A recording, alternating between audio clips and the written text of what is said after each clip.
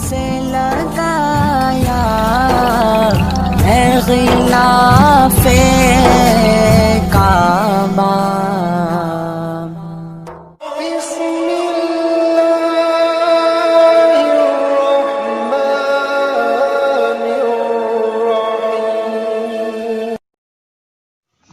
فکر آخرت سے متعلق بزرگوں کے ارشادات۔ حضرت امام حسن بصری رضی اللہ تعالیٰ عنہ اس ضمن میں ارشاد فرماتے ہیں کہ جلدی کرو تمہاری زندگی کیا ہے یہی سانس تو، اگر یہ رک جائے تو تمہارے اعمال کا سلسلہ منقطع ہو جائے جس سے تم اللہ کا قرب حاصل کرتے ہو۔ اللہ اس پر رحم فرمائے جس نے اپنا جائزہ لیا اور اپنے گناہوں پر آنسو بہائے۔ حتی سیدنا امام شافعی رضی اللہ تعالیٰ عنہ فرماتے ہیں میں نے صوفیہ سے دو باتوں کا علم سیکھا، ایک یہ کہ وقت ایک تلوار ہے، اگر تم نے اس کو کاٹ لیا تو کاٹ لیا ورنہ وہ تمہیں کاٹ کر رکھ دے گی۔ دوسری بات یہ کہ زندگی برف کی طرح ہے، یعنی وقت ایک تلوار کے مانند ہے، اگر تم اس کے حملے سے نہیں بچے یعنی تم نے اس کا صحیح استعمال نہیں کیا تو وہ تمہیں باطل میں مصروف کر دے گا۔ اسی طرح زندگی برف کی طرح ہے کہ جس طرح برف پگھلتی رہتی ہے اسی طرح زندگی لمحہ لمحہ کم ہوتی رہتی ہے۔ اگر برف بیچنے والا برف پگھلنے سے پہلے رقم کما لے تو کامیاب ہے ورنہ تو وہ پگھل ہی جائے گی۔ اسی طرح زندگی کے لمحات کا صحیح استعمال نہیں کیا گیا تو وہ تمہارا انتظار نہیں کریں گے بلکہ وہ تو گزر ہی جائیں گے، پھر سوائے پچھتاوے کے کچھ ہاتھ نہ آئے گا۔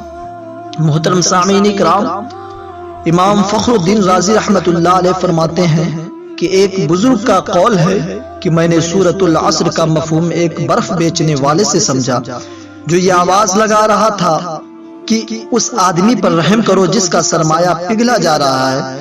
یہ سن کر میں نے کہا یہ ہے والعصر ان الانسان لفی خسر کا مفہوم کہ آدمی کی زندگی برف کی طرح تیزی کے ساتھ پگھل کر کم ہوتی جا رہی ہے۔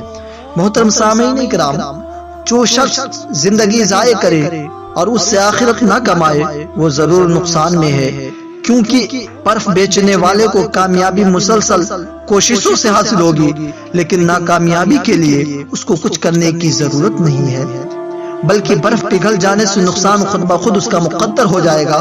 مگر افسوس صد افسوس، انسان زندگی کا اتنا قیمتی سرمایہ کہیں زینے کے اڈوں پر، کبھی شراب خانوں پر، کبھی موبائل، انٹرنیٹ اور دیگر لغو اور بیکار چیزوں میں صرف کر دے رہا ہے۔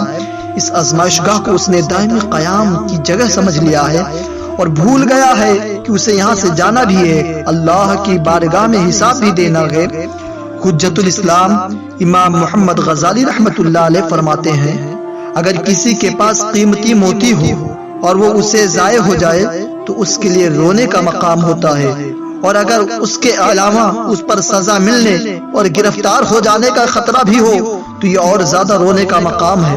تو پھر زندگی کا ہر سانس جو ایک قیمتی موتی ہے، ایسا قیمتی کہ اس کے عوض میں دارین کی کامیابی حاصل کی جا سکتی ہے، اگر اسے گناہوں کی نظر کر دیا جائے تو کیا یہ ہلاکت کا باعث نہ ہوگا؟ کیا اس بندے کی حالت عبرتناک نہ ہوگی؟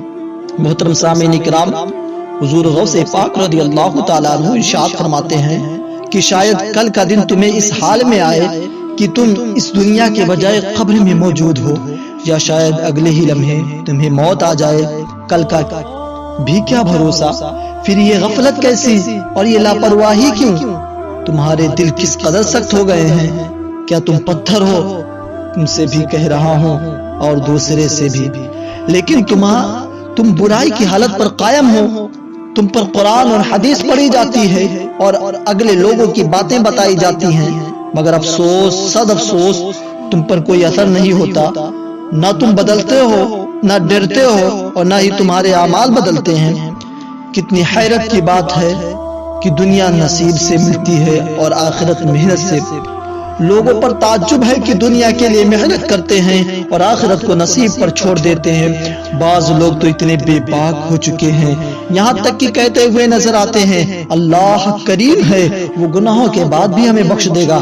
ایسے لوگوں کے لیے اعلیٰ حضرت رضی اللہ تعالی عنہ کے والد بزرگوار امام المتکلمین مولانا نقی علی خان علی رحمہ کا ایک قول نقل کیا جاتا ہے۔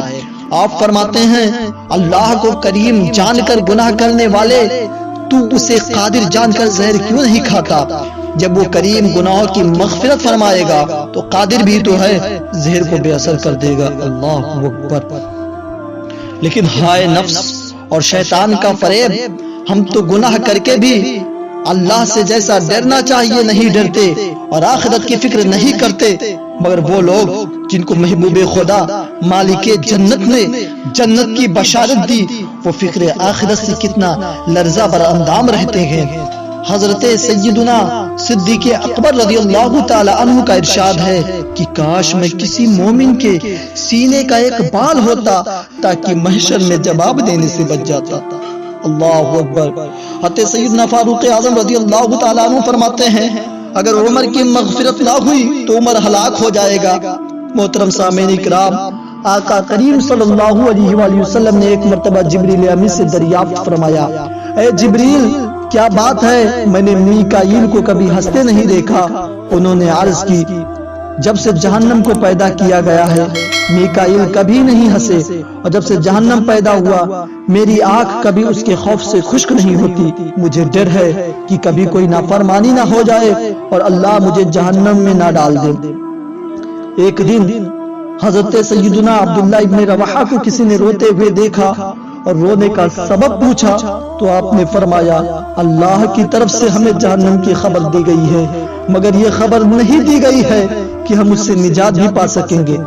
بڑی حیرت کی بات ہے کہ معصوم فرشتے، انبیاء کرام، صحابہ کرام، اولیاء ذوی الاحترام جن کا لمحہ لمحہ اللہ رب العزت کے فرمان کے مطابق گزرتا ہے، وہ فکر آخرت میں آنسو بہائیں اور ہم گناہوں کے دلدل میں ڈوب کر بھی آخرت سے بے نیاز رہیں۔